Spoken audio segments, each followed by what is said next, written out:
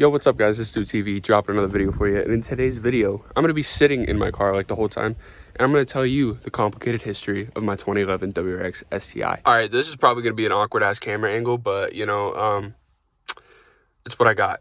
Alright, so what's up everybody? I hope you all are having a great day. Thank you everyone for supporting the channel, and if you came over from TikTok, thank you even more for supporting both of my pages.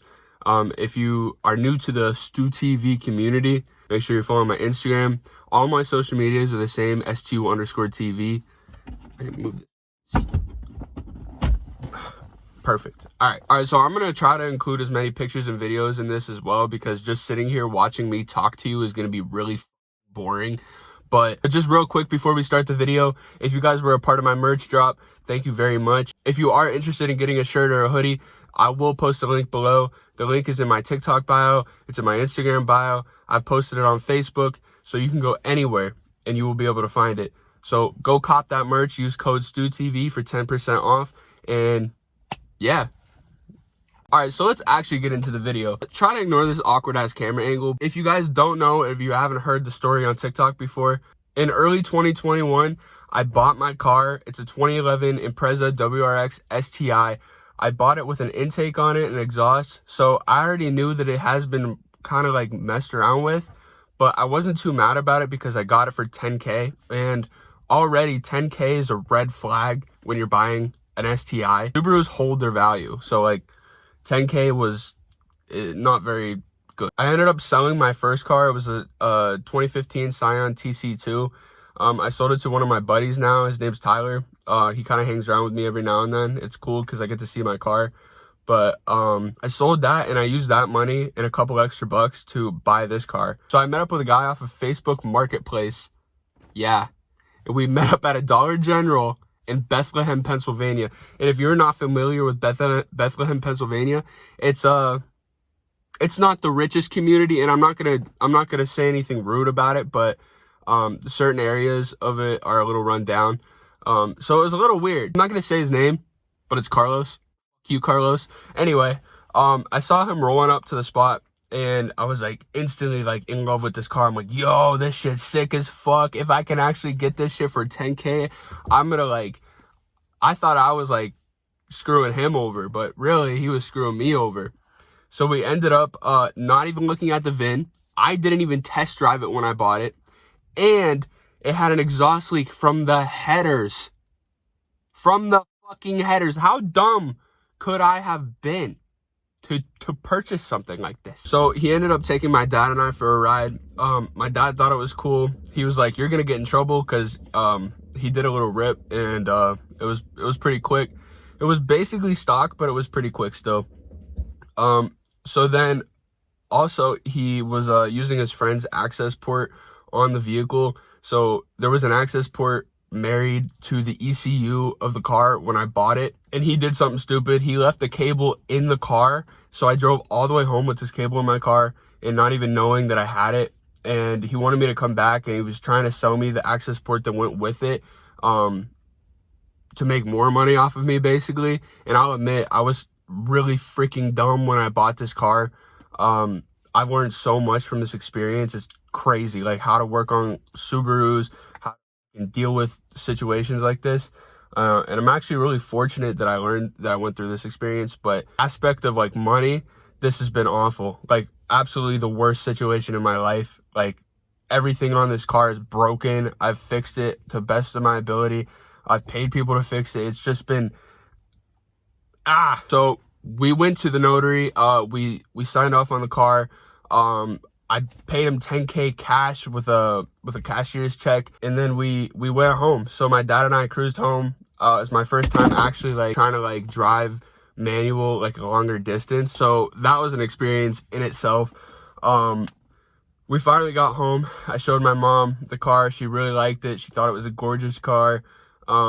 So then after that, I dipped. Went right out the sheets, hung out with my friends, surprised my girlfriend because I tried to make her think that I wasn't getting the car, but she kind of already knew I had it. After that, I went home. I went out the next day. Obviously, I'm beating on the car a little, and everything was normal. Like I was checking oil because I know Subarus suck with oil and everything like that.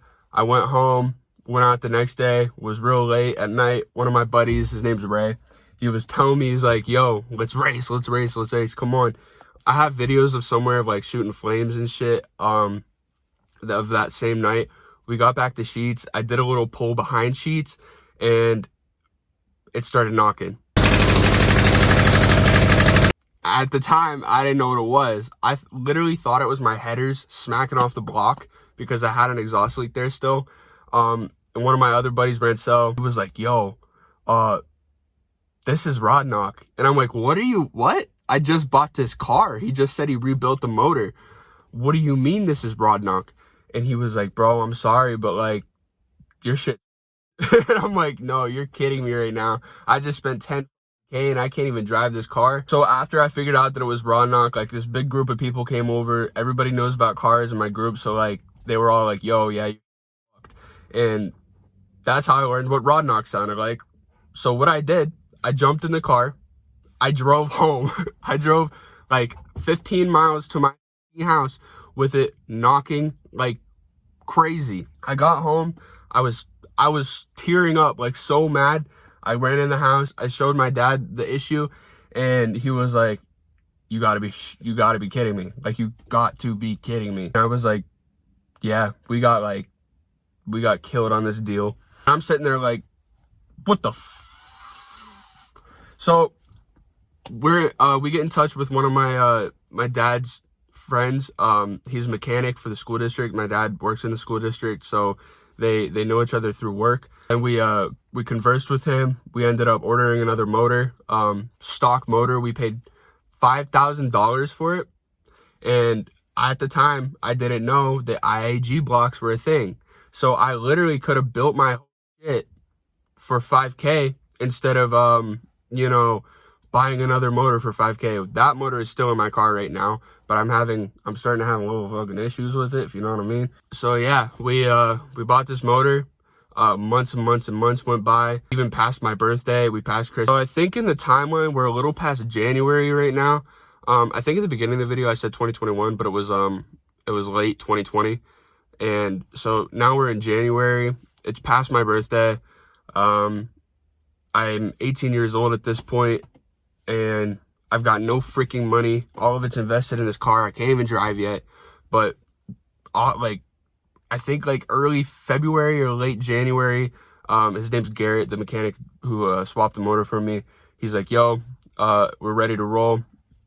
So he was really cheap. Actually, he only charged $1,000 in labor and like stuff he had to buy to complete the work. But so we picked up the car. I'm driving around it, and it's great. It's super great. Everything works on it. I'm really excited. I finally get to drive my car around. Finally get the master manual. So my first modification that I did was I went and bought a $732 access port, which I'm not sure why it was so expensive. I'm not bullshitting you on that. It was $732. I remember it because it really broke my bank account. I was making like $11.25 at Lowe's. So I plugged in the access port. I hit the stage 2 plus tune because that's what I thought I had. The car was reading like fine knock learn. And if you don't know what that is, it's basically just your knock sensor. It tells you if your motor's going to blow up or not.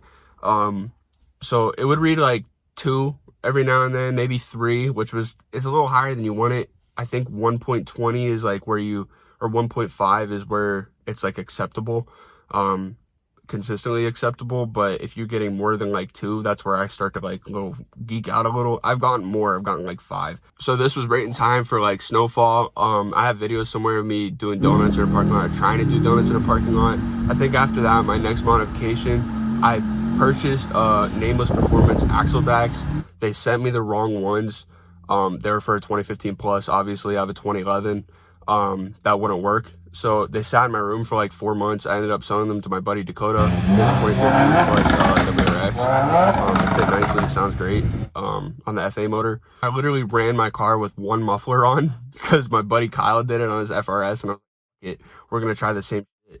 I ran with one muffler on for a while. Then I took the other one off, and then I ran like that for a while. And after that, I was like, I can't do. So a couple of my buddies got exhaust work from this guy SN_fab on Instagram. He does great work. So I went to him 3 different times.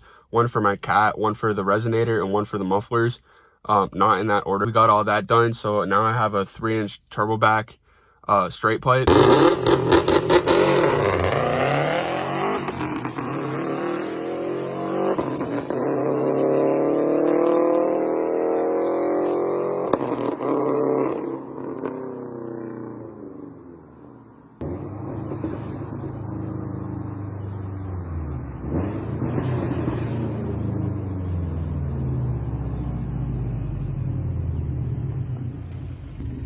Bro, I forgot to put it in sport sharp. That was only like 10 pounds of boost.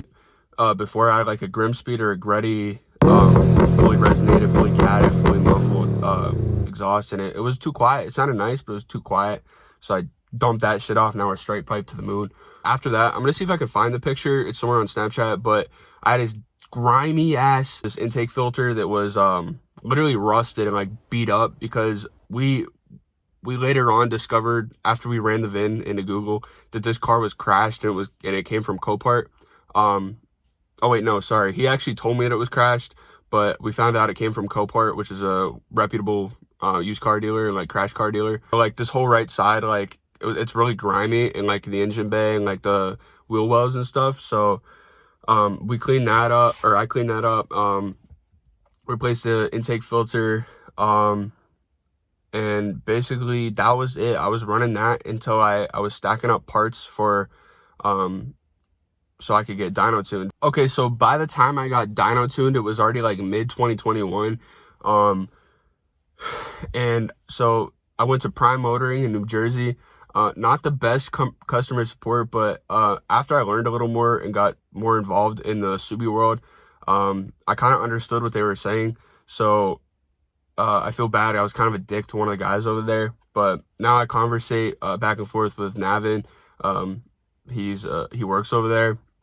So I went 45G external wastegate, 3-port boost controller. I got tuned for the intake exhaust. And basically, so I actually missed a step. Before I got dyno tuned, I installed Faction Fab F-Spec coilovers, and I'm slammed on those now. But then I got dyno tuned, so all that part's relevant still. While I was getting dyno tuned, they discovered that I needed a O2 sensor. So that actually made a lot of sense, because when I first bought the car, when it was cold out, it would smoke like a motherfucker. But that solved that issue. It still smokes because it's straight piped, but that's just water burning off. So immediately after I got tuned, I noticed that I had a fuel cut at 3,000 or 4,000 RPM. I ended up emailing them like a week or a month later, something like that, about it, and so basically they sent me a reflash, adding more fuel to the tune. That helped. It didn't help a lot, but before I was running like 20 AFR, which is the maximum, and my car was misfiring. It sounded like an AK when you were at that RPM. But so they told me to just clean my injectors. Basically what I did is I got injectors that I knew were good and worked like solid. I had them put in, and that was just like 2 weeks ago. So we're basically right up to the present, and that didn't even work. So yeah. So if y'all remember when Boxer Fest was in town, a couple days before, I broke all the brembo bolts, bracket bolts, because they all oxidized. I ended up having to helicoil them. That was such a process, and it sucked. Also, my car was acting really, really weird, but I decided to take it to Boxer Fest anyway. But on the way there, the turbo blew up. So my turbo blew up on the side of the highway. My buddy had to come pick me up. Yeah, that sucked. So I ran down with my buddy Brock. We got a new turbo. I slapped it in, and that's basically where we are today. Thank you guys for watching. Make sure you hit the link, buy some merch, help this channel out. We're gonna grow. We're gonna be the biggest one. I know we are. That's what I've always wanted. We blew up on TikTok, so we're gonna blow up on YouTube too. I hope you guys enjoy the complicated history of my 2011 WRX STI, but peace out for now. Make sure you like and comment. Tell me if I should sell my car or not. I don't know what to do, man, but peace out. Have a good